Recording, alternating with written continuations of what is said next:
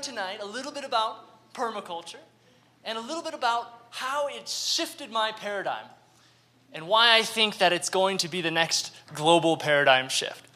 As many of you in the audience, my journey started in a 1971 Dodge van in California. I picked up a hitchhiker. His name was Mike. He told me about permaculture. I said, "What is that, some new way of growing pot?" He said, "No."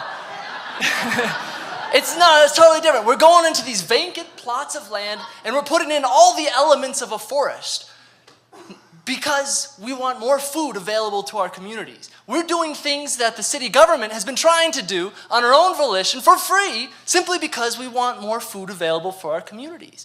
So I dug a little deeper into this concept of permaculture.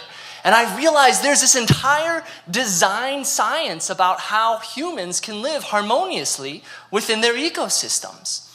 Not only that, but there's a movement in Boulder, there's a movement in Fort Collins, all over the world, people who are taking very practical steps to address and prepare for very critical issues like peak oil, food security. And this is when my first paradigm shifted. I realized that this is for real. There are real issues that I should be aware of. And it might be in my best interest to do something or prepare for them. So what I did was I did WOOF. Anybody hear of WOOF? Worldwide Opportunities on Organic Farms. And I would recommend this to anybody who's pursuing an education in any field. Basically, you can exchange your work for room and board in a foreign country. So I went to South Africa. And I went camping in a place called Kruger National Park, one of the large game reserves. And I was protected by this little fence from these hyenas and the other vast wilderness. But something really unique happened. My perception of the wilderness became like the white on this puppy dog. And civilization, was a black spot. Now, we have it kind of backwards because when we grow up and civilization is all around us, we think that civilization contains nature, that there's a nature preserve here and a botanical gardens there. But no, this is my second paradigm shift.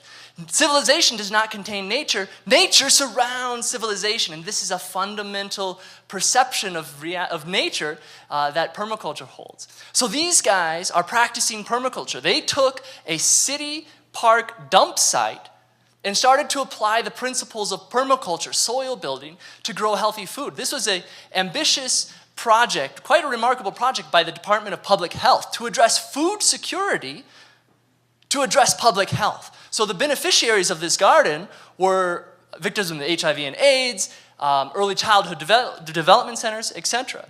And so this was my third paradigm shift. Good food makes healthy and clever people. Good food comes from good soil. Healthy soil, right? Therefore, good soil makes healthy and clever people. This is the first time that I associated myself as a product of the landscape, right? Incredible when this happens. I'll tell you what, you're going to respect your land. So I went to do an internship at Sunrise Ranch, and I realized that this is a growing phenomenon.